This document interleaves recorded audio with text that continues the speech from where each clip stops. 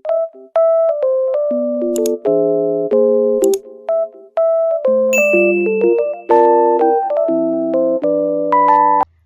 guys, Bismillahirrahmanirrahim. Assalamualaikum warahmatullahi wabarakatuh. Perkenalkan, nama saya Lutfi Febriana Soleha dengan NIM 2293023. Nama saya Zakiatul Jamal dengan NIM 2293048. Nama saya Fahira Arzani dengan NIM 2293019. Oke guys, kali ini kami akan membawakan materi tentang target interaksi obat dengan judul metode prediksi dan aplikasi. Mula-mula, apa sih itu target interaksi obat? Pernyataan berikut akan dijelaskan oleh teman kita, Fahira. Oke teman-teman, apa yang kita lakukan ketika kita jatuh sakit? Kita meminum obat-obatan untuk membantu diri kita menjadi lebih baik, untuk menyembuhkan tubuh kita. Namun pernahkah Anda bertanya-tanya bagaimana hal ini bisa terjadi? Bagaimana mekanisme obat-obatan ini dan bagaimana cara mengendalikan atau menghilangkan penyakit?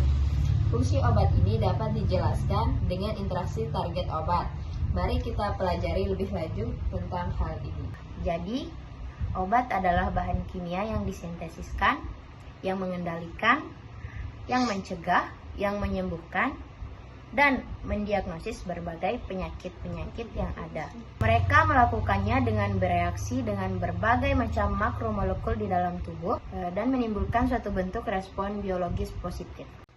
Pada waktu ke waktu tertentu, kerja enzim perlu dikontrol dan kita melakukannya dengan bantuan obat yang dikenal sebagai inhibitor enzim.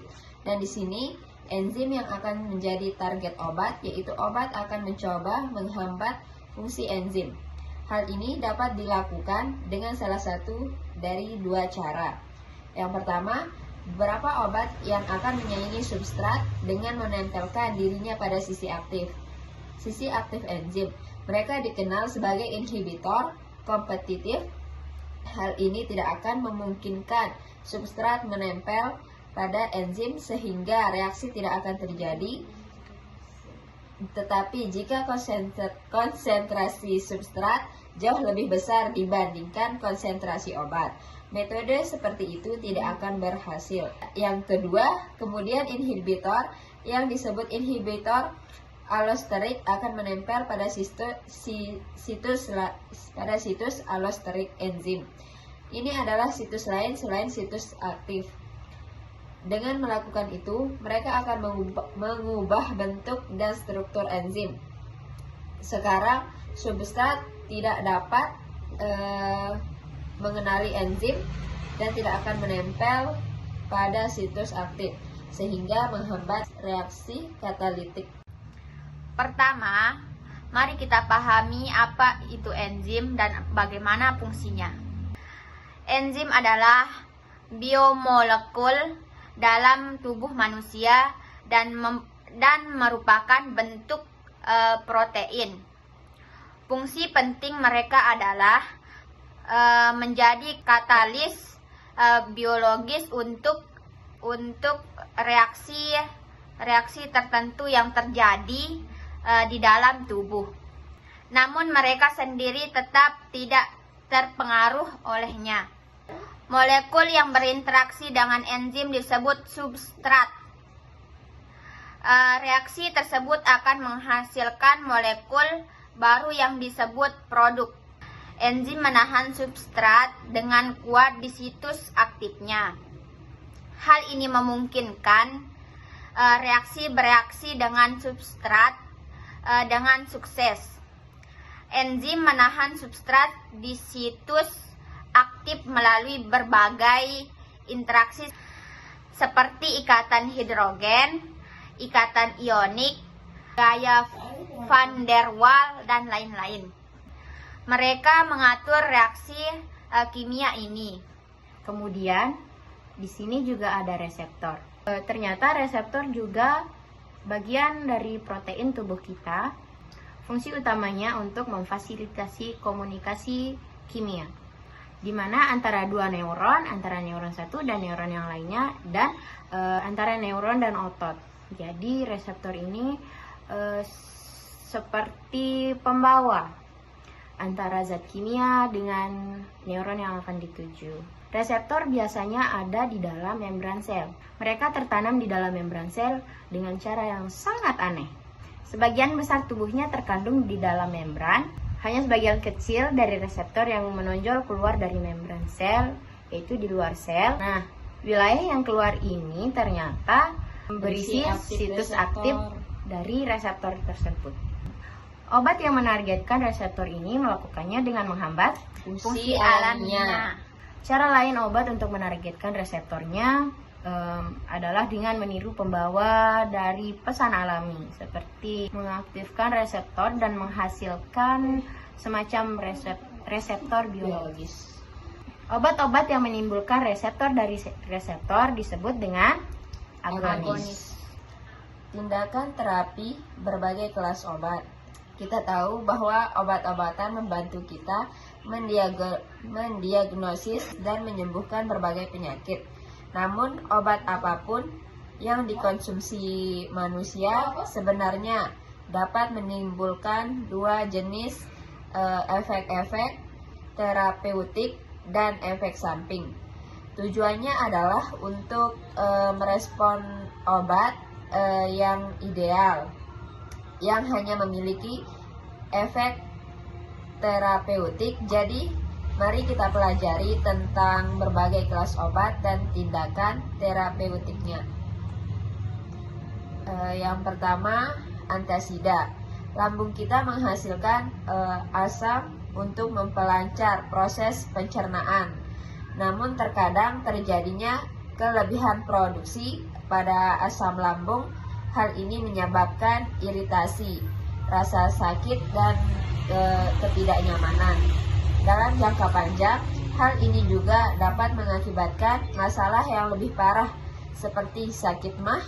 Hingga beberapa tahun yang lalu, satu-satunya obat yang tersedia untuk mengatasi keasaman berlebihan ini adalah natrium hidrogen karbonat, atau dalam beberapa kasus aluminium dan magnesium hidroksida.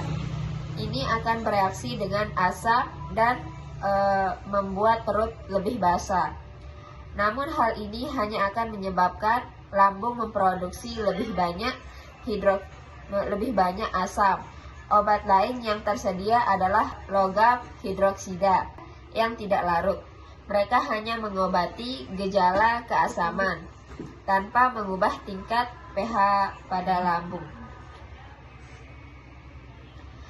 Kemudian, dalam beberapa tahun terakhir, kami menemukan bentuk antasida yang lebih baik untuk tindakan terapeutik.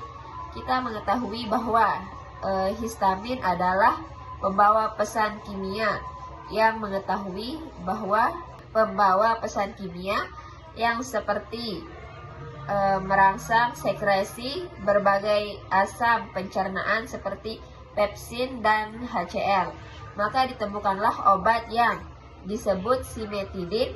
Obat tersebut memblokir interaksi antara histamin dan reseptor pada lambung. Hal ini memastikan lebih sedikit hiperasiditas. Bahkan saat ini antasida masih menjadi obat yang paling banyak dikonsumsi di dunia. Teman-teman, kemudian di sini ada yang dinamakan antihistamin. Pertama, mari kita pahami apa itu antihistamin. Mereka ini adalah fasilitator yang sangat kuat, yaitu memperluas pembuluh darah di suatu wilayah dan merangsang aliran darah. Histamin diproduksi oleh sistem kekebalan tubuh setiap kali dipicu oleh alergen. Histamin ini disimpan di helma tubuh kita seperti paru-paru, hidung, usus, mulut, dan lain sebagainya. Ketika dilepaskan, histamin bereaksi dengan reseptor spesifik di dalam tubuh dan melakukan tindakannya. Maka dari itu, obat antihistamin adalah obat yang dikonsumsi untuk menjinakkan efek histamin tersebut. Jadi antihistamin ini bekerja dengan menghalangi efek histamin dengan tidak membiarkan reseptor berikatan dengan histamin. Hal ini akan mencegah sel-sel dari peradangan, sirkulasi darah yang berlebihan, dan lain-lain.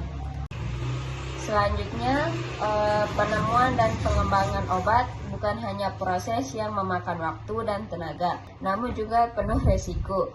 Mengidentifikasi target molekul kecil, membantu mengevaluasi keamanan obat, dan menemukan aplikasi terapeutik baru. Bioteknologi mengukur beragam sifat yang berkaitan dengan obat dan target dari perspektif yang berbeda, sehingga menghasilkan sejumlah besar data. Hal ini tidak diragukan lagi, memberikan dasar yang kuat untuk mengeksplorasi hubungan antara obat dan antara obat dan targetnya.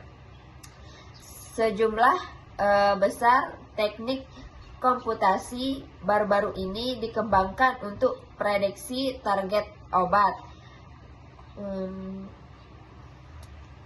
Kemudian kami merangkum metode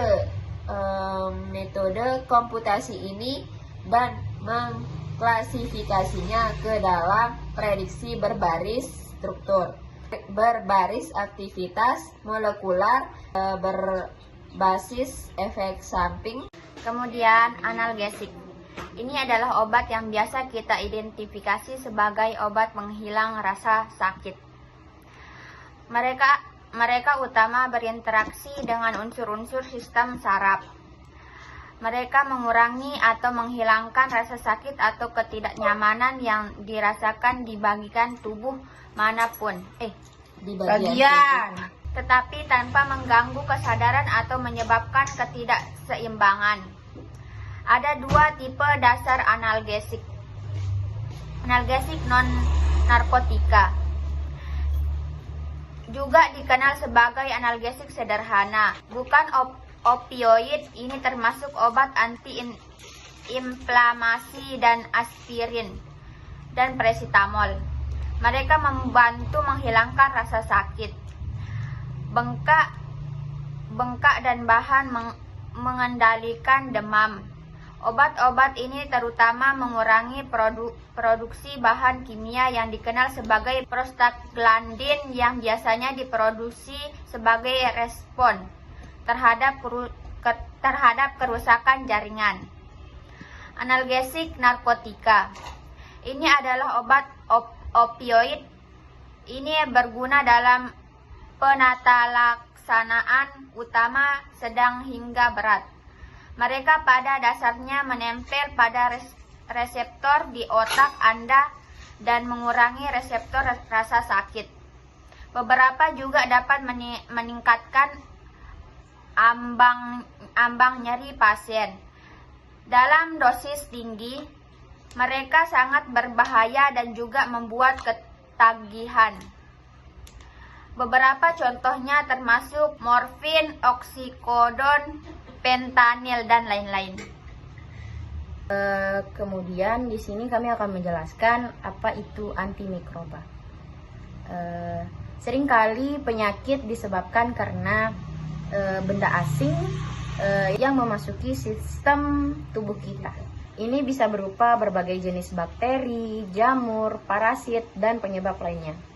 Obat antimikroba menghancurkan atau mencegah mikroba tersebut atau menghambat tindakan patogeniknya di dalam tubuh kita. Oke, jadi teman-teman, kesimpulan dari materi yang kami bawakan tadi yaitu mekanisme biologis dari penyakit dan target-target potensial untuk intervensi adalah langkah pertama dalam penemuan obat. Kesuksesan penemuan obat berdasar mekanismenya bergantung pada target dari obat tersebut. Salah satu poinnya yaitu satu, menghubungkan reseptor obat pada variasi genetik. Yang kedua itu memahami stratifikasi dan keamanan klinis. Yang ketiga itu mencari alasan perbedaan obat dalam kelas telepatik yang sama. Kemudian yaitu yang terakhir, memprediksi penggunaan obat pada subkelompok pasien. Sekian dari kelompok kami, mohon maaf atas segala kekurangan. Terima kasih. Wassalamualaikum warahmatullahi wabarakatuh.